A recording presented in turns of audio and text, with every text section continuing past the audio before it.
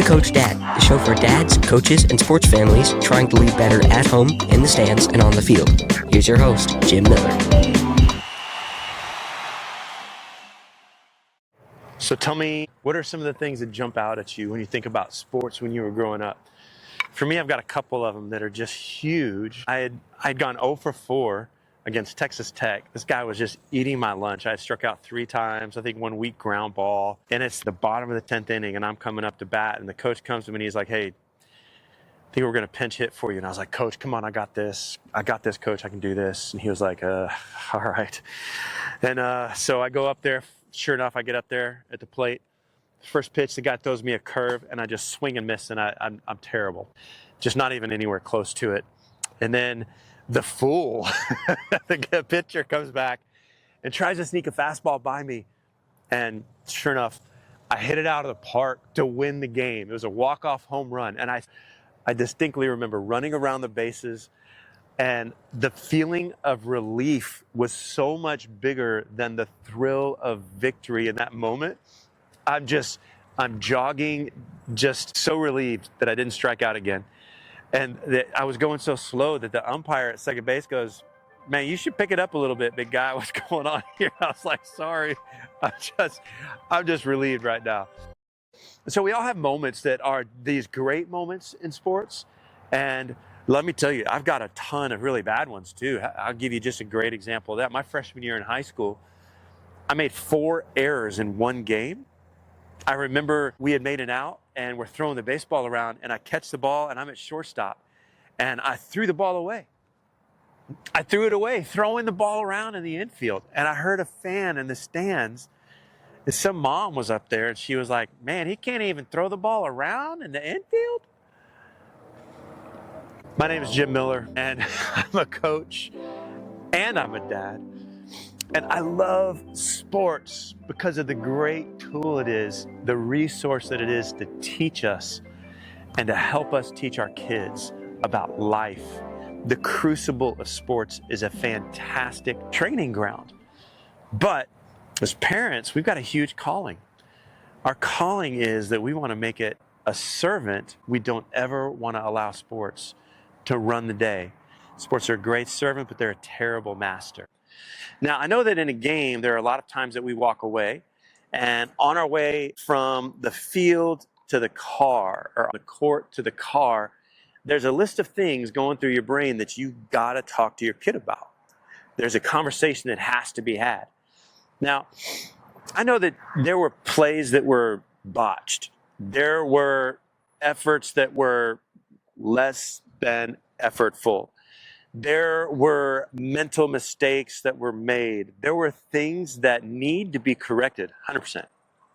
I'm not saying that we don't correct the mistakes, but I am saying that what we need to do first is we need to remember our role as parents. And so we're going to go back to just a little CoachDad principle here. Before we have correction, we need to have connection. It's kind of cheesy, isn't it?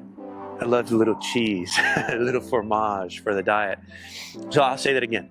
We need to have connection before we have correction. Listen, this idea of safe spaces gets a terrible rap. But for kids, it's vitally important that they understand that the love that you have for them, the way that you treat them, the way you think of your child is not in any way tied to their performance. Whether it's at school, or whether it is on a ball field, or whether it is in any other area of their lives, they need to understand that you love them for them because they are your son or your daughter, and not because of the way they perform in a baseball game or in a soccer game or on a STAR test or on some other standardized test at school. There's nothing that can separate them from your love as a dad. So how about this? Let's take a step back for a little bit, and let's think about some things that we should not say, right? Let's just rule some things out right away. And because we don't want to look back at the conversation later and go, man. So let's start off with things that we don't want to say. We don't want to say, man, you look scared or intimidated or nervous or overwhelmed or overmatched. We don't ever want to start off a conversation that way with our kids. Now, later, we may want to come back to them and say something along the lines of, hey, You look like you didn't feel comfortable out there. You look like you could have felt better. How can we better prepare you for that situation? Okay, you don't ever want to say to them, man, you blew that play. What were you thinking? What's the matter? But instead, take that step back and you can ask them questions like, hey, what was going through your brain when that happened? What were you thinking about? And how can we help to reframe that so that they'll be more successful the next time around? We don't ever start a conversation telling our kids how they should feel about a moment. Trust me, they've got the emotion part of it down. They've got that figured out. What we can do as parents is help them learn how to process the things that they feel so that the thing that they feel does not dictate how they perform. The greatest athletes don't ever allow emotions to rule or dictate how they play. They find a way to take the emotion that they're feeling and turn it into a superpower in many ways. We talk a lot about how we can be nervous sometimes, but that nervous energy that you have is God preparing your body to perform better than you could have dreamed possible. That is the saber-toothed tiger standing in front of you, and you get that adrenaline rush. That feeling of nervousness and fear is the exact same hormones in your body as exhilaration and excitement.